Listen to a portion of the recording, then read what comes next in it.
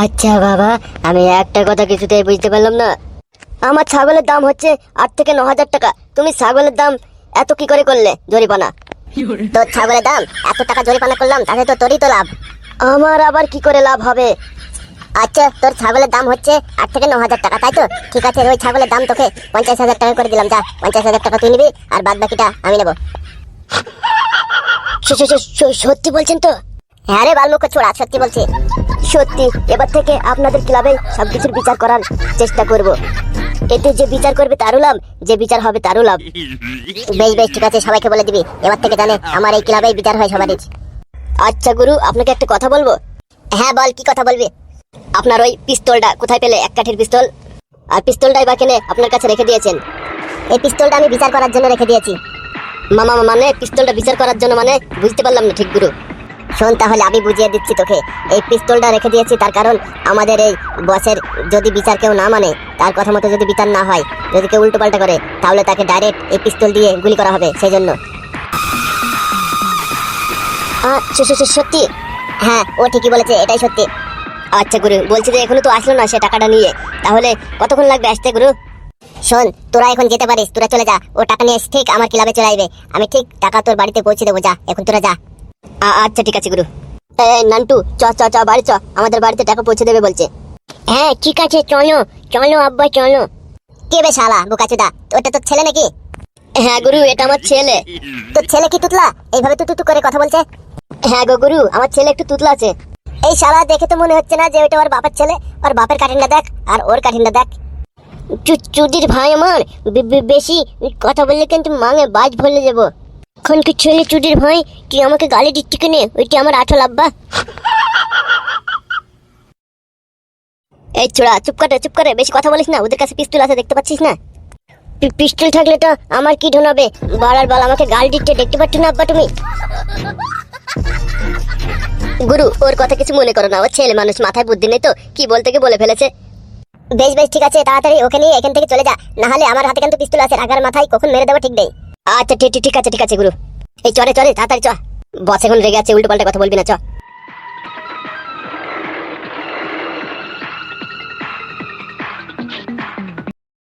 কি ব্যাপার গুরু, হাসছো কেন? হাসবো না মানে, এই যে প্রথম বিচার, প্রথম বউনি আমার এই ক্লাবে, প্রথম বউনিতেই লাখের উপরে লাভ। না হেসে কি পারা যায় বল? আজকে মজ মস্তি করে মদের পার্টি হবে, ঠিক আছে তো? আচ্ছা ঠিক আছে গুরু, ওকে, কোনো ব্যাপার নাই।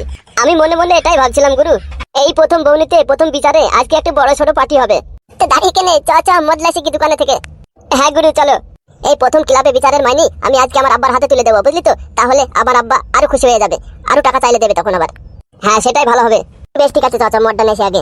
ঠিক আছে গুরু।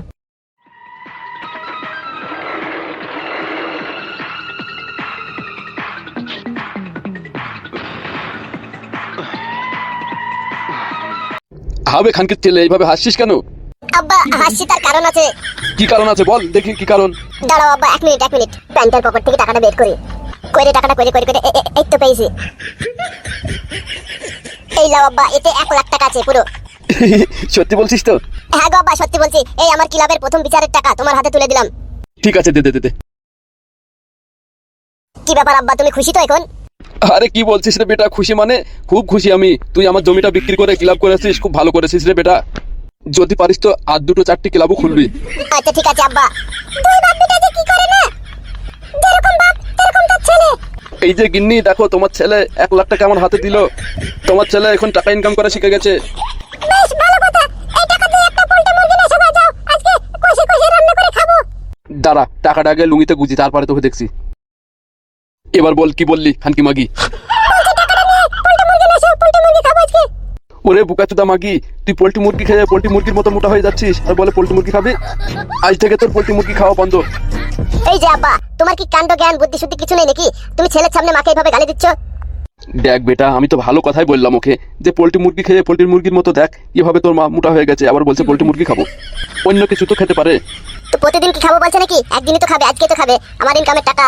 তুমি যাও পোল্ট্রি মুরগি নিয়ে এসো, যাও তাড়াতাড়ি যাও। বেশ ঠিক আছে বেটা, তুই যেখানে বলছিস ঠিক আছে, এনে দেবো পোল্ট্রি মুরগি। ঠিক আছে আব্বা, আমি তাহলে ক্লাবে যাচ্ছি। ক্লাবে কেউ নেই, কেউ যদি আবার বিচার করার জন্য আসে তখন আবার খুঁজে পাবেন আমাকে। বলছি বাপ, দুটো খেয়ে গেলে হতো না? না আব্বা, খেয়ে গেলে দেরি হয়ে যাবে, যদি কেউ আবার বিচারের জন্য আসে তখন আবার খুঁজে পাবেন আমাকে। বেশ ঠিক আছে বাপ, ঠিক আছে, যা তাহলে যা।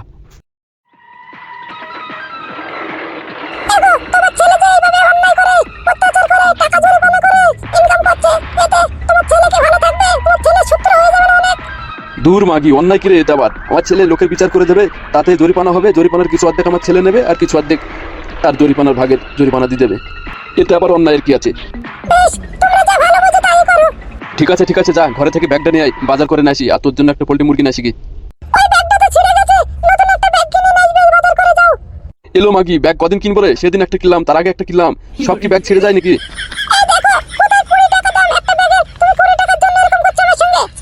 বেশ বেশ ঠিক আছে ঠিক আছে, কিনে নাই একটা 20 টাকা দিয়ে ব্যাগ। বেশ ঠিক আছে, আমি চললাম, তুই তখন ভাতটা চাপা, আমি এসে তোর জন্য পোল্ট্রি মুরগি নাইবো, এসে রান্না করে খেয়ে নিতে হবে তাড়াতাড়ি, খুব খিদে পেয়েছে।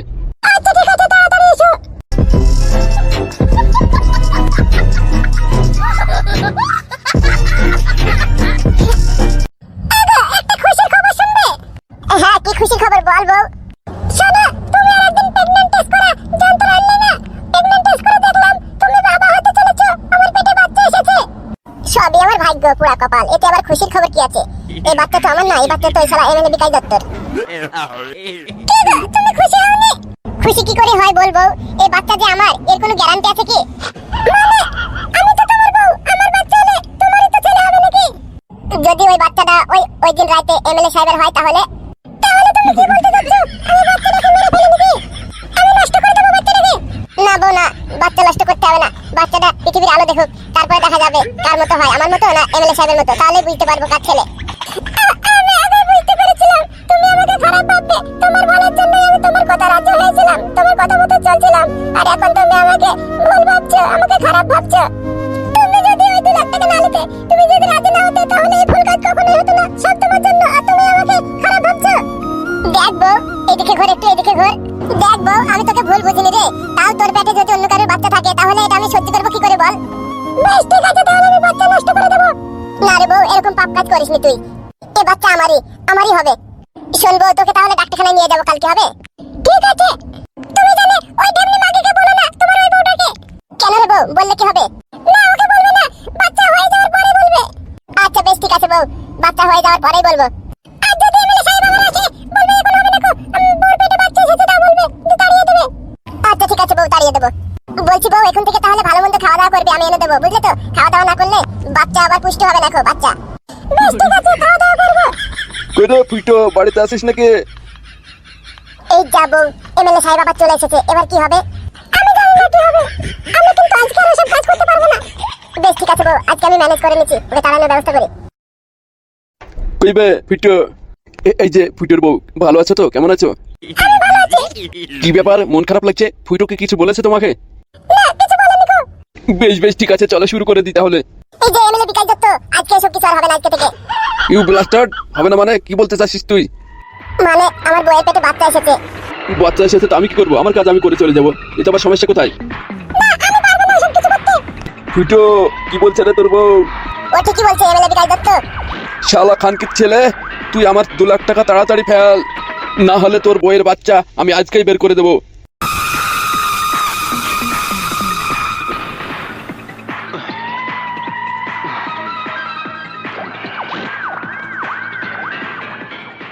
কাদা খোকন মেন সেটা যে কখন আসবে? আজকে আসুক বাড়িতে, ওর একদিন কি আমার একদিন। সারাদিন সারা রাত ওর বড় বউয়ের কাছে থাকবে, আর আমার কাছে আসতে মন চায় না। ওই গো ডার্লিং, বাড়িতে আছো নাকি? কে বলছে? আরে আমি গো ডার্লিং, আমি তোমার প্রেমিক। তুমি ঠিক আছে, ঘরে এসে ভিতরে এসে কেউ নাই গো। কতদিন দেখিনি তোমাকে, সেই জন্য দেখার জন্য চলে আসলাম, জানো? বেশ ভালো কথা, তুমি কি জীবনে মদ ছাড়বে না নাকি? না সারা জীবন মদ গিলে যাবে? অনেক চেষ্টা করছি গো ডার্লিং তোমার জন্য মদ ছাড়ার, কিন্তু ছাড়তে পারছি না, তবে খুব তাড়াতাড়ি ছেড়ে দেবো মদ, তুমি যেখানে বলেছো সেখানে ছেড়ে দেবো। সত্যি বলতে ছেড়ে দেবে তো? হ্যাঁ গো ডার্লিং, ছেড়ে দেবো, সত্যি বলছি। বলছি ডার্লিং, তোমার স্বামী কোথায় গিয়েছে? ওই শালা ফুটো কোথায় গিয়েছে? কি জানি কোথায় গিয়েছে, ও মেন সেটা আমাকে কি বলে যায় নাকি কোথায় গেল না গেল? তার মানে ঘরে নেই, তাই তো? ঘর এখন ফাঁকা। হ্যাঁ, ঘরে কেউ নেই, এখন ঘর ফাঁকা, এখন তুমি আর আমি, আর কেউ নেই। তাহলে চলো একটু আমরা দুজনে প্রেমের গল্প করি আর একটু প্রেম করি। সত্যি বলছো? দেখো না, তুমি খুব দুষ্ট আছো কিন্তু। চলো না একটু আমরা দুজন খেলা খেলি, কতদিন খেলি নাই। তুমি কেন বিয়ে করতে গেলে বলো তো? তুমি মদ বিক্রি করতে ভালো ছিলে, আমরা যেতাম মাঝে সাথে তোমার সঙ্গে দেখা করতে। ঠিকই বলেছো, ওই ফুটোকে বিয়ে করা আমার ভুল হয়ে গেছে। বেশ বেশ, দেরি করো না, না হলে শালা ফুটো আবার চলে আসবে, চলো শুরু করে দিই। কে রে বান্ধবী, কেমন আছিস? ও তুই হঠাৎ চলে এসেছিস যে? আসলাম বান্ধবী, দেখলাম যে ফুটো ভাই বাড়িতে নেই,